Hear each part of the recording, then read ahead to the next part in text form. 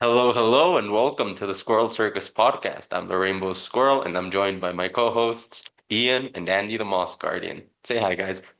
Welcome to Hello, the hello, Rainbow welcome Squirrel podcast. once again. Yet one more time. One more day of this Okay. bullshit. There's actually a fourth member in our cast today. His name is Larry, Larry the Lamp. Yeah, He's Larry. he's over with Ian, and he's being a bit of an asshole. So if you Tormenting suddenly you. hear like "fuck you, Larry," that's why. It's good. Larry is Yeah, being a no. dick. He's just kind of turning on and off the fuse and the building, just flickering the light, just messing with me. But yeah, no. Trigger warning, flashing light. I hope we can get rid of him by the end of the of this session. Yeah. You can always punch him. That's okay. That's understandable. Yeah. All right, so what are we going to talk about today? Today is kind of an exploration episode. We don't really have a fixed topic. We have like a starting point, and then the conversation is just gonna go wherever it goes. And that starting point is where we left off on episode 23, where we sort of got to the conclusion that music, something in the nature of music, makes it a particularly useful and unique revelatory tool. And so we'll be asking how other forms of art relate to music and to the revelations that Mhm. music can provide. So maybe since I was not there in that episode, could you maybe recap it so we can also like get into the flow of this conversation so that I know what you talked about? Hell yeah. Uh, Ian, would you like to? I can try to remember because we went through a lot of points. I think we just kind of wildly explored the idea of the possibility of using music as or looking at music kind of as from a religious point of view, right? And trying we kind of tried to talk about and understand why music carries such a power within itself as a thing, as a craft, to transmit certain things that are untransmittable through the English language, or not only English, but I guess any Yeah, any any language. other language. Yeah. There's a Uh, term for that, non-propositional truths, Oh, big which words. it it's hard to explain through propositions what non-propositional truths are, but they're truth statements that cannot be expressed, well, yeah, through language, any language. yeah, basically, and I guess this. I mean, we can kind of start from that idea. Like, what does that represent? Right? An idea that cannot be expressed through any language. I think, I mean, what are those things, right? It seems to me, if I think about it, it seems to me like an idea that cannot be expressed through words, or at least properly expressed, is an idea that people cannot agree on, right? Because I think that to name something and make give something a name in a language, you need at least two people to agree on the existence of this one thing, right? On its existence as it is. Uh, So is like it you more like cannot. a personal thing that I it's not guess it seems. transferable to another person because it's very like objective to one person, very Uh, subjective, no? Subjective. Yeah. yeah, I don't know if non-propositional truths are necessarily subjective. It's just that by definition, you can't express a non-propositional truth through words. Because if you can express it through words, then it's not non-propositional. So, okay, Kind of so a it's a catch word 22. that expresses something that can't be expressed, no? It's simply the acknowledgement of an existing thing that we can't acknowledge, no? Yeah, no, not verbally at least, not through Yeah. writing, not through a math equation. It's it's the definition of I think the right word is ineffable. It's real and it's Ineffable. true, Hmm. but you can never properly express it. Mm. And what is it good for? Like, in what context were we talking about this? Well, one Music sense is. in which Mhm. it's useful is it can alter your emotional state. It's like if you want to get really, really sad, it's like sadness. Sadness exists. It's a true thing. But I can't tell you like be sad and then it suddenly happens. And yet with music, you can create a whole playlist of songs that you know will make you sad. And maybe you can express propositionally why they can make you sad. But it's the songs themselves that can create that transformation in your emotional state. Yeah. Hmm. Well, I It's mean, there's science to it, no? I think a lot of it Yes, has to do with the chemistry and how the context of the songs and what we relate them to, right? yes, But it's yes, true that absolutely. it does have truth to it. So interesting, I interesting don't know. topic. I think it's it. The question then that arises to me is is is is the feeling that music carries kind of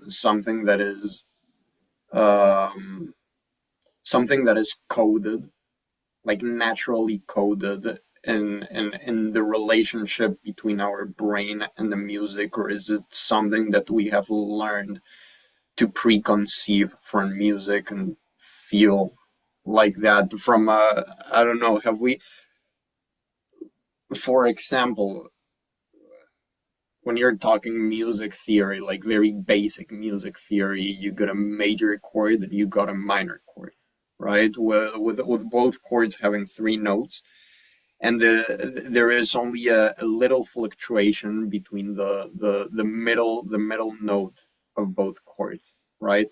And this little fluctuation makes us all agree that the major chord sounds happier than the minor chord, right? Or you can say that the minor chord sounds sadder than the major chord for some reason, and we can all agree on that, right? If I play a major and a minor chord, I don't know. I mean, I have my guitar right here. I don't know if it's gonna be able to come through, but that's a happy chord. Can you hear the happy chord?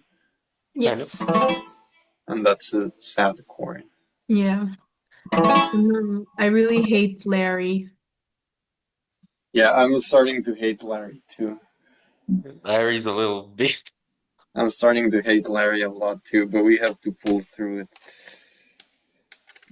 Have we learned to perceive minor chords as sad, or is it something that our brain kind of has coded into itself, like naturally, You know, biologically, here's my understanding here's my theory. or relating a minor chord to a sad feeling?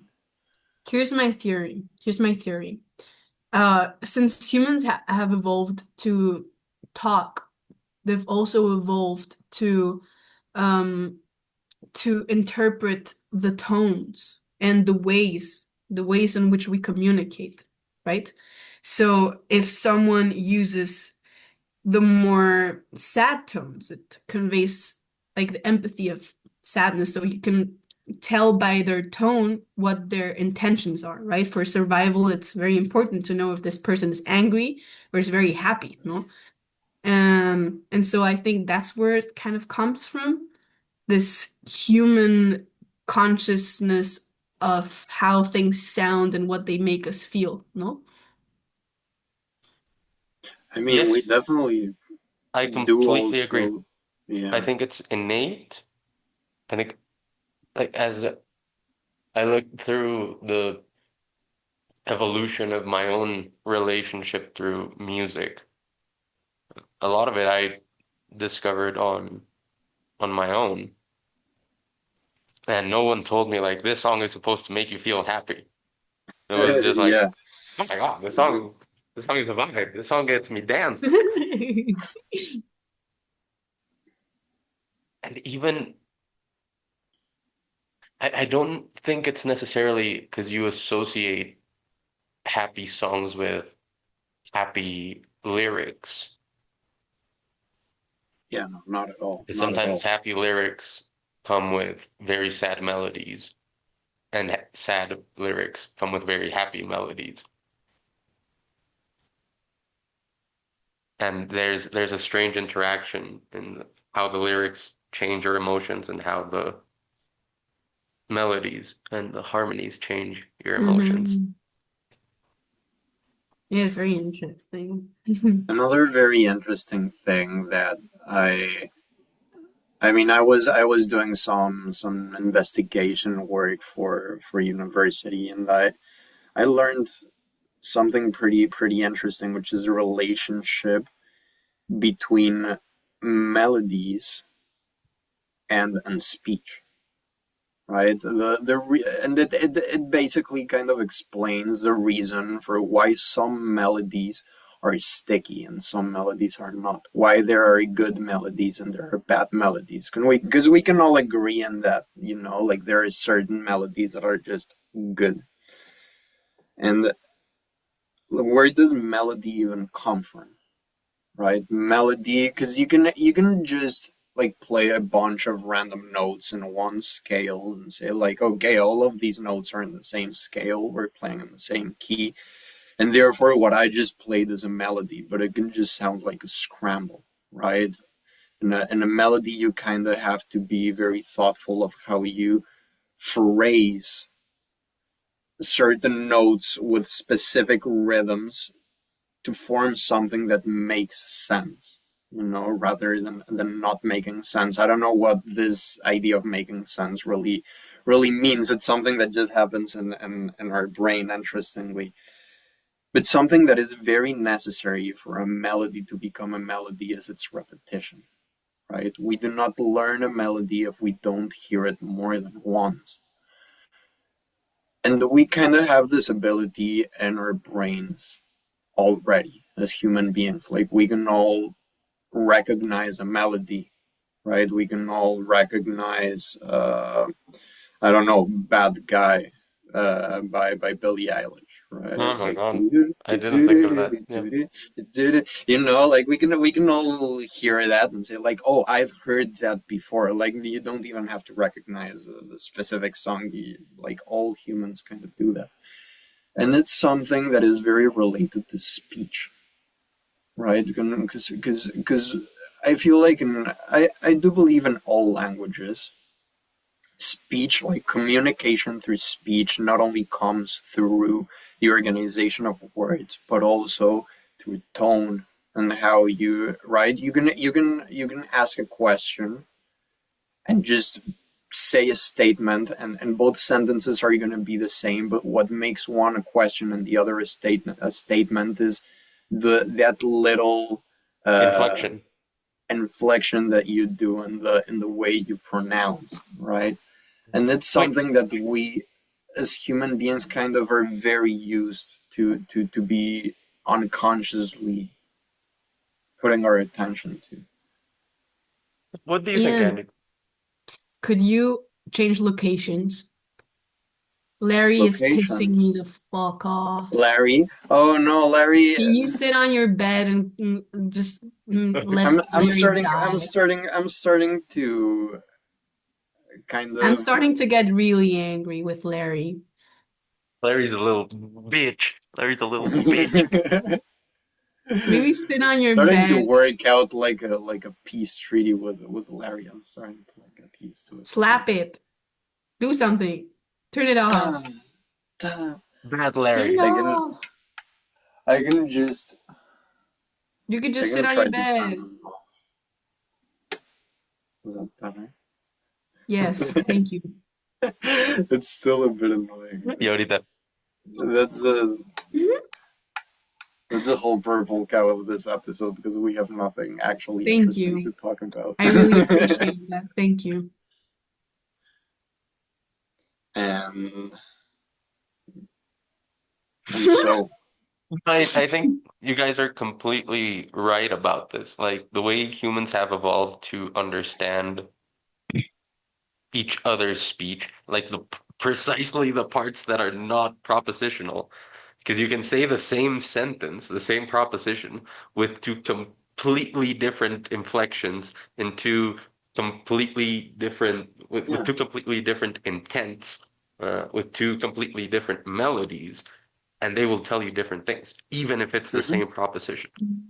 I think Yeah, that's the heart totally. of it. And I guess there is a certain level of communication where words stop being needed, right? There is a global communication. I think it gets to a point where we can recognize anger in a person without the need of words, right? Not even the need of music, but I guess the way we identify anger in a person and the way we identify anger in music is basic. It's literally the same mechanism in the brain, Yeah. right? But you can just see a Chinese guy like very angry in the street, and he doesn't speak a word of English or Spanish or any other language, but you can say like, oh, that guy is mad, like he's having a bad day, right? I think music kind of does that, and it's kind of a decoration of this, right? It's trying to get that expression, that wordless expression, either of anger or happiness or sadness or joy or whatever it might be. Some things that don't even have a word for them, you know, some emotions that can't even are so personal and so specific to the situation of a person that you cannot name these emotions, and music kind of just does that. Not just Even down music, I to think a lot of I think art in general, right? I mean, we're talking about music, but I think art in general is it's like taking control of this uh like primordial expression of even down to something super simple like there or there. hmm I'm like, what the fuck? I guess yeah, it's yeah, two I mean completely different things. yeah, it's the same word but just two complete different ideas that pop into whoever is receiving the message, right? There's a classic joke in Spanish that's like, uh, ¿cómo? ¿Cómo? ¿Cómo? ¿Cómo? ¿Cómo? ¿Qué cómo? ¿Cómo? ¿Cuándo? ¿Cómo? ¿Cómo? ¿Cómo? ¿Cómo? ¿Cómo? ¿Cómo? ¿Qué cómo? ¿Cómo que ¿Cómo? cómo? No, pues con la boca. ¿Cómo? ¿Cómo? ¿Cómo? ¿Cómo? ¿Cómo?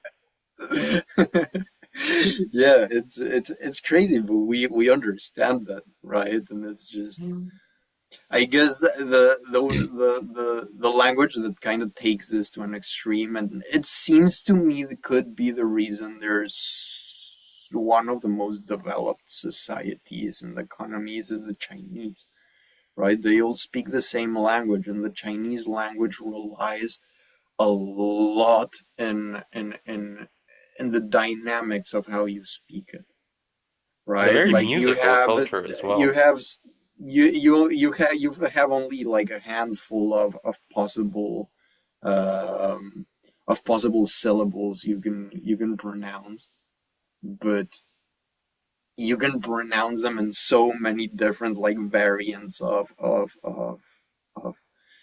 They call them that tones. It's a tonal language. it's a tonal language, right? Literally music. Tone. Which is music. Yeah, it's basically. I mean, we also know about, is it? I think it's in certain parts of Latin America where people have a whistle a whistling language, right? It's the rural areas where people like It's in the live and Canary work Islands. and It's in the they do Canary that in Islands. the Canary Islands, Yeah. but I think some Latin American countries also have done that. Um, and what was I gonna say? It's interesting. Yeah, it's interesting. Like they develop it through having to communicate through distance, and it's like very. I don't actually know how sophisticated the whistle language really gets. I think it would be Not a lot. interesting to But I can't kind of imagine try it's to a lot. investigate that. But yeah, The no. Chinese is interesting.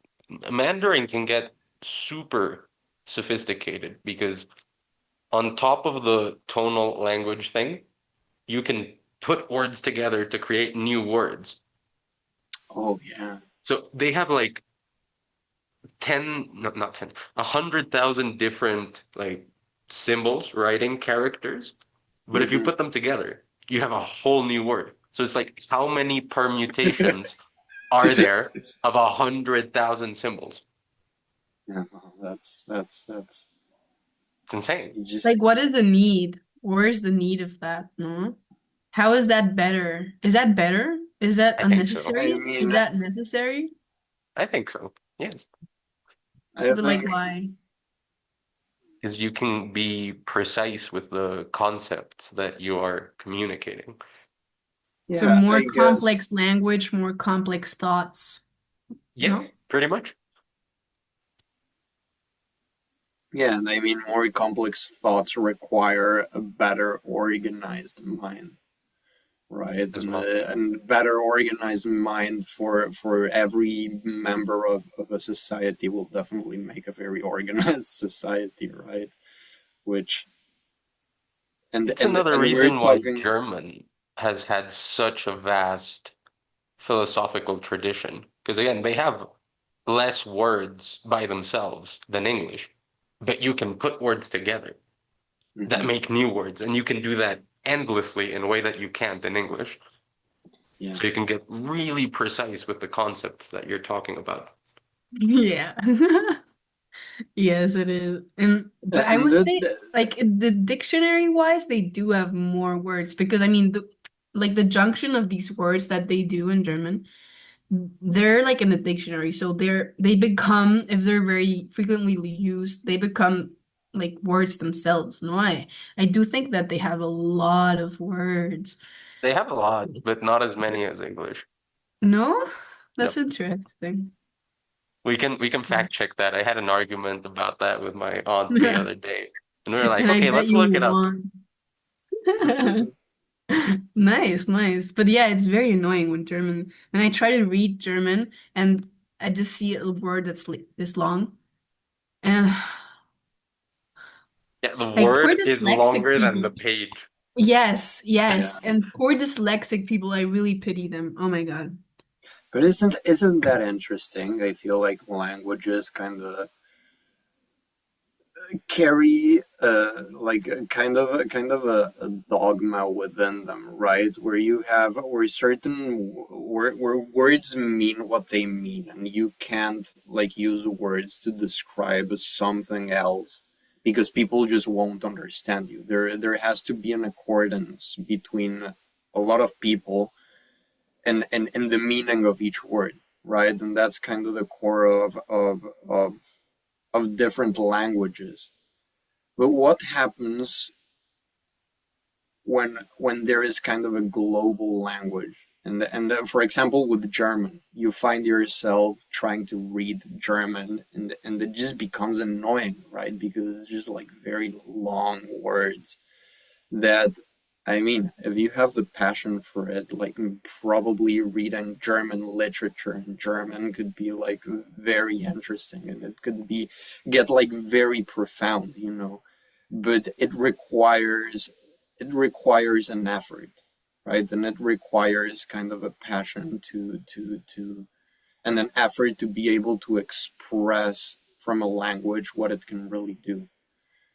And it seems to me like nowadays globally we're kind of falling into a tendency of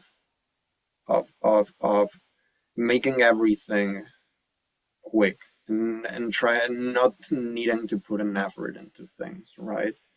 And this definitely does translate into musical trends and musical habits, right? It's a global language that does not follow a dogma on how it should be spoken to communicate, right? The communication that is implicit in music is kind of already coded into the human brain, right? You don't have to learn it. And so you can do music whichever way you want, and even when you find the ways to make music that are just quicker and take less effort, it kind of really taps into the today's people's mindset kind of thing, I feel. And it, I mean, I guess that's another point of view of how music can really be used as as a spiritual tool, is how it really does reflect, right, the tendencies of the whole humanity at the moment in history, right? Music, I mean, the mainstream music nowadays, if you compare it to the 80s, when you had Michael Jackson and Stevie oh, what was the name of the blind guy? and Stevie you had and Wonder. you had Stevie Wonder. Stevie Wonder. Yeah, I forgot the Wonder part. And before him, you had Ray Charles. And you had Ray Charles, and you had Prince, and you had all this. It was like the end of complexity and innovation in music, right? It was every time you heard a Michael Jackson song, it was like something just new, right? And sometimes it just wasn't good because it was too new, and it was something you need to kind of put an effort into understanding. It's the same way you kind of need to put an effort on the German language, right? But when you have the option to just not read German and just read like an extremely simplified version of everything, it kind of makes everything a lot shallower, doesn't it? I don't know. Do you guys feel like people nowadays are shallower? I mean, it's also tough for us to say because we're young, right? We didn't live through the 80s. We didn't live through society back then. But I spend a decent amount of time researching really old philosophers because I that's kind of my job. because I that's look at interesting. the I guess. history of philosophy, and let me tell you, absolutely nothing has changed. Nothing Nothing has changed. changes in 2000 years, more than 2000 years. People are still dealing with the same things. Like there's one philosopher. I think he was called was it, what was his name? Started with an X. Fuck, I have his An name right here. axe. Well, the Xylophone. uh, and he talked about how people worship Olympic athletes and how he doesn't like that, Oh. and how people are getting too much into perfumes and hairstyles and shopping. This is a guy writing 2,500 years ago, and he's saying the exact same shit The exact same shit that people say today. Like, oh, people are too into their luxuries. Kids have it so easy these days. It's making them effeminate. It's gonna destroy us all. It's gonna be the end of the world. And Yeah, it's the same shit. I mean, I agree with you.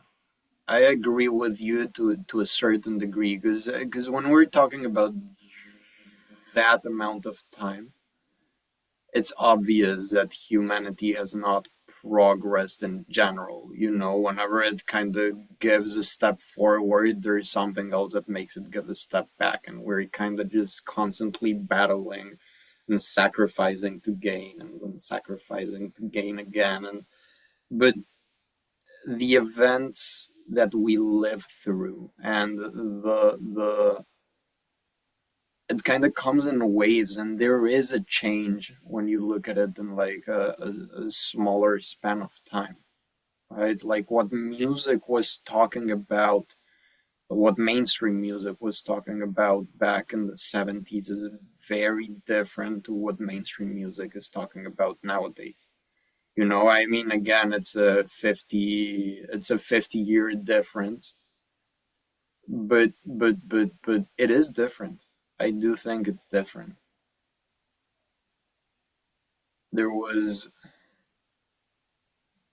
I don't know what I think I would need kind of a more specific example, right? I found the name of the philosopher. It's Xenophanes. But there's an even Xenophanes. older Almost. one, an Assyrian tablet that's kind of a meme nowadays, where it's like the guy saying the end of times is surely near. Everyone wants to write their own book. Children don't listen to their parents anymore. This is from like 2,800 years ago. Yeah, but do you not think that that kind of fixed itself in one way or another, and it just kind of Yeah, came back? that's what I wanted to say. Like probably even 1,000 times in all I this think it's time. a wave. I do think it's a wave. It's an oscillating thing, right? I saw a video some time back where it explained that the way your parents' mindset creates the children's mindset, create their children's mindset. And so since it's a constant rebellion of like extremes of a one world, when a type of when the world works one way and it just starts going that way to an extreme, right?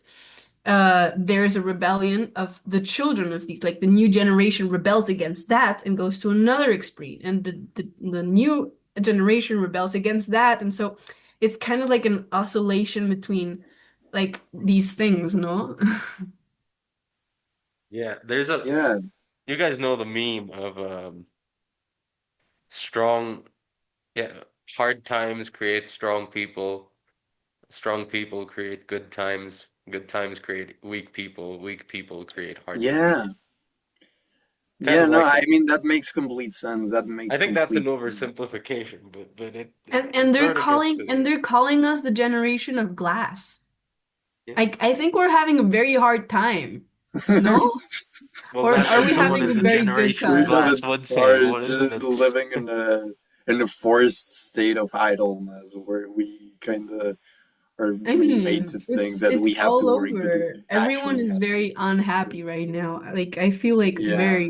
a lot of people are unhappy. At least in like my surroundings, okay? I cannot But talk about again, the I think it's not that people are more unhappy now than they were back then. It's just we're unhappy for different reasons, Yeah.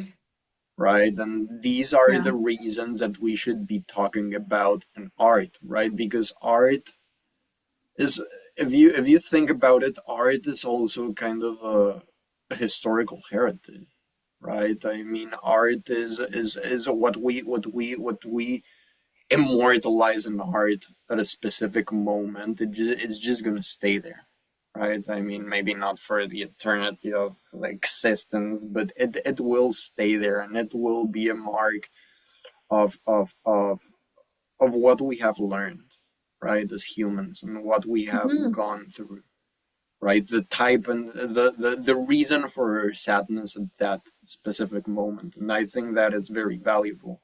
Because when you can look back at that, you can look back at humanity from a more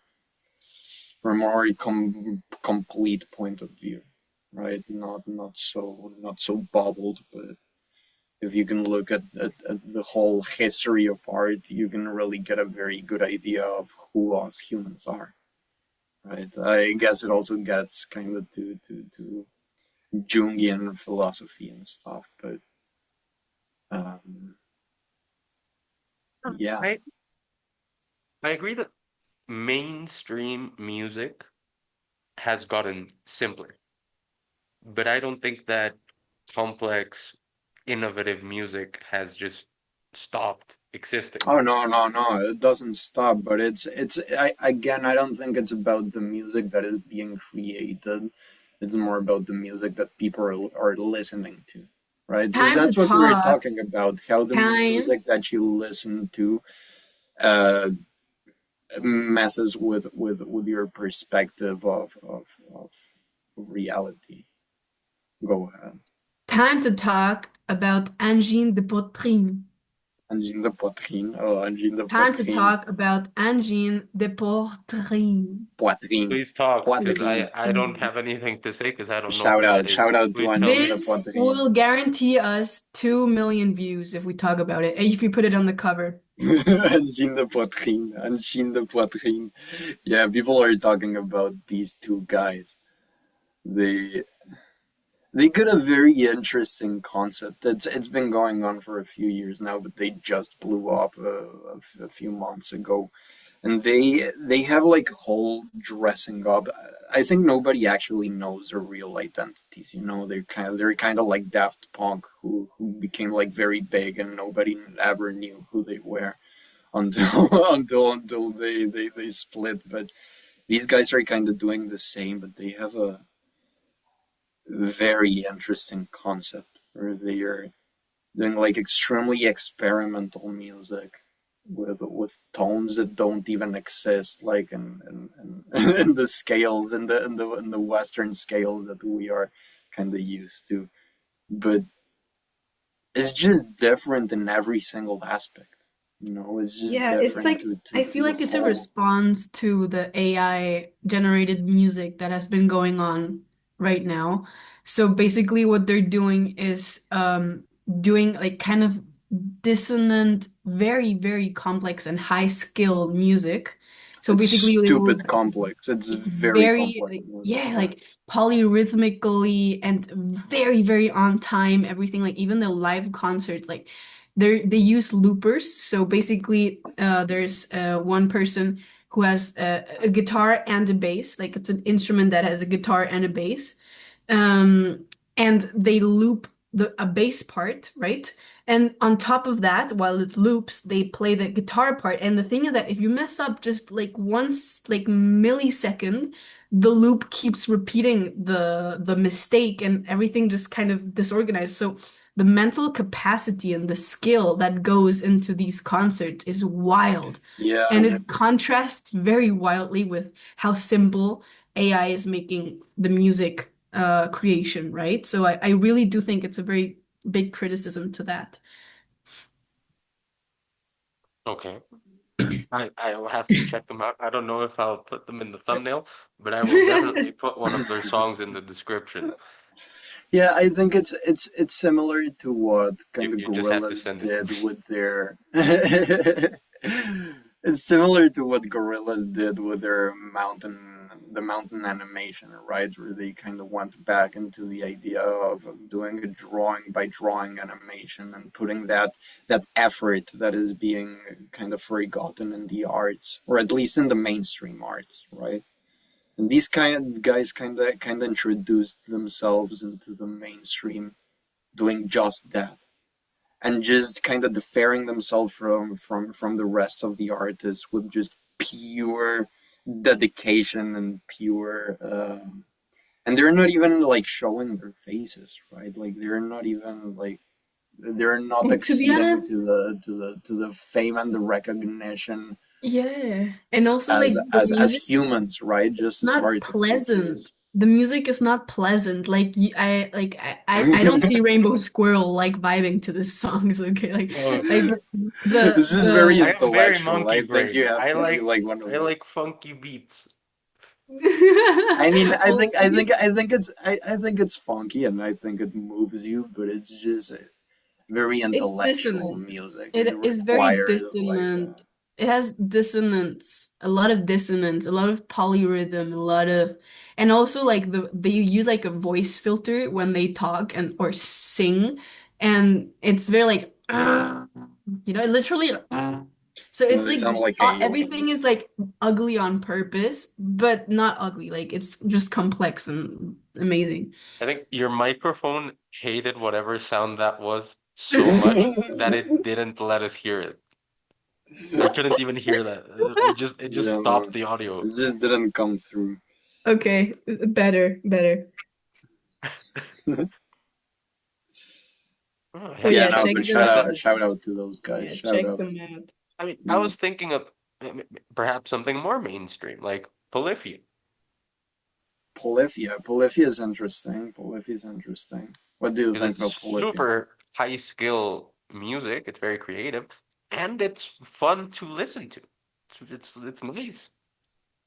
Yeah. I disagree with Andy with the fact that Engine de Poitrine is not fun to listen to. I think it's very amusing and it does bring me a lot of joy, but yeah, let's just leave it For there. me, it stresses me out a little bit. I mean, whether I It's a like bit. it or not, it's gonna be in the description because we talked about it.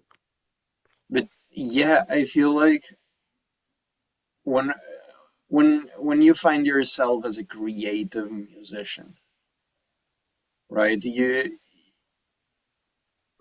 You kind of find yourself in the situation where either you make something that you know is going to be good and that might not take as much effort, right?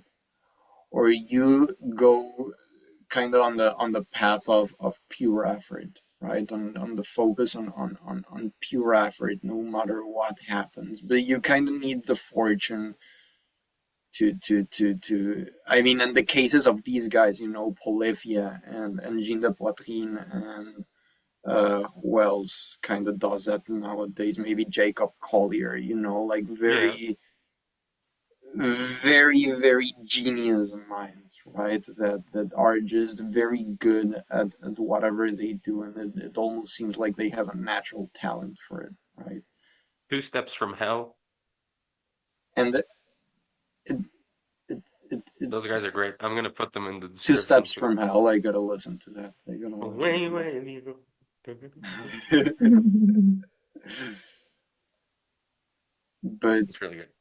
it seems difficult because I feel like there are many musicians like them, right? Many musicians who know how to play their instruments so well and that have lived such crazy obsession on the idea of learning their instrument and being able to play crazy complex things that they just don't become popular, right? And nobody listens to them and nobody, which again, I Well, guess it's it's not a something different new, right? It's something No, that that I can happened in the imagine. 70s and the 80s as well. There were very talented, very good musicians that no one ever heard of. And I can't name them to you, and you can't name them to me because no one ever heard of them. Yeah, I think that has to do with the crowd though, like with the listeners. Why do they listen to music in general, right? And I think a very big part of like the world listens to music to accompany them, to accompany them in their Company. day to day, or like Yeah, to like a like take a soundtrack for life, walk or kind of. Yeah. exactly. So That's these how I use it. passionate people might not be on their playlist because it's not something that you would listen to while going on a walk or showering or just focusing on a task, no? So it really just depends on that. It's not that they're not appreciated, but it's like that it's not for the Yeah, mainstream, no? Literally.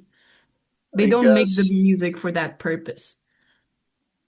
I guess we as humans have also been trying to find a way to dilute life and the complexities of life, right? As much as we can, right? And we do this through philosophy. We do this through nowadays, I guess, consumerism is what has become the biggest thing, right? For humans to kind of dilute the complexity of existence is just trying to fill your existence with sweet and entertainment and like quick decoration and quick beauty, right? And I mean, it just takes us to consume, right? We consume and we consume as much quick and stimulating information as we can, right? To kind of not have to think about, kind of not have to be alone with our brains, right? And kind of not. And so and this is kind of a very unconscious thing, right? I guess it's also the reason why drug addiction is a big thing, right? An Yeah. addiction to things is a big thing because it's just a way to dilute the complexity of reality.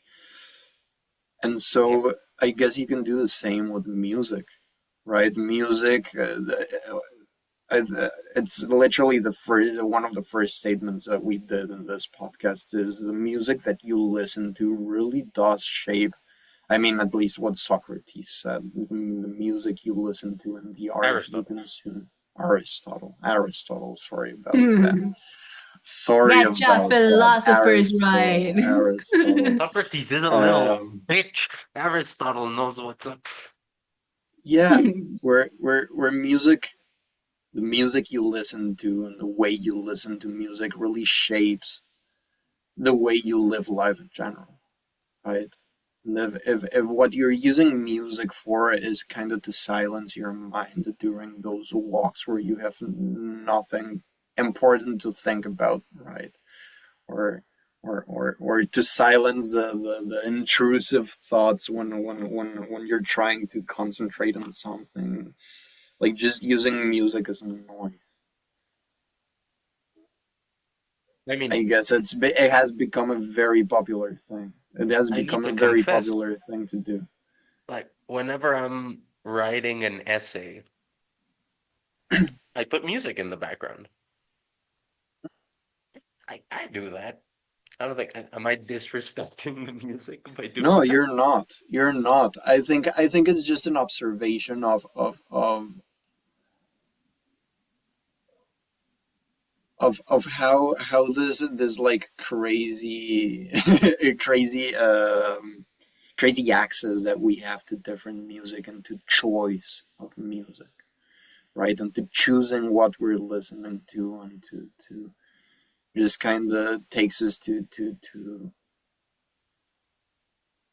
doing a bit, I don't know, maybe a bit too much of it. It's I not don't know. something. It's not. I mean, It's not a bad thing, is it? It's I not. It's really not do think necessarily a that bad thing. But different musicians have different like visions for their music, no? Their purpose of making it, no? And I mean, I can imagine like musicians not necessarily being like, oh yeah, I really want to do background music, which there is like a lot of ambient music is made for mhm. that, no? But like Shout Ed out to Sheeran, for Athena 4. Shout out. yeah, and but many artists don't necessarily have this obsession with depth, no? Many artists like the connection, the feeling like people will Yeah, connect with their audiences more than express how deep they feel or how deep and so that is music that is made to accompany you more than I think. like I think probably most artists don't actually think too much about it. I think most artists probably. just kind of feel like they have to, like they have an idea that they want to materialize, and they just do. It's Yeah. Oh yeah. like that's what an artist has to be. An artist doesn't really have to think too deeply about it. But I don't know. It seems like there is kind of some level of objectivity on how humanity interacts with art. the function art has right around us. We might use it consciously or unconsciously, or we might let art use us. It's kind of just a very natural dance between us and what art is, and it's very beautiful. I Yeah, mean, it I think makes you are. the one thing I can say is it's very beautiful. We can do it. You know, it's very beautiful. And while we were We talking, can I made create. some art. Oh, Right, people. Yes, no, but these are like wiggly eye people. They're like eye people, but they're dancing and they're That is happy. that is one fat ass right there. That Fuck is yeah, I love fat asses. I love fat asses. That's why I two. always joke. There's two. Yeah, There's two fat there's asses. many. There's many. Yeah. Oh, So there's many yeah, do asses. Only two art. of them are fat. Express yourselves. Express yourselves because the anti the opposite of expression is depression. So express yourselves and make art, people. That expression, actually makes sense. Okay. expression. And I would love it Don't if be you expressed depressed. yourself Be by expressed. liking and subscribing to the video. It would be Like and great. subscribe and don't be depressed. Be expressed. Be expressed. Don't be depressed. Be expressed. Oh, that's so nice. That's so nice.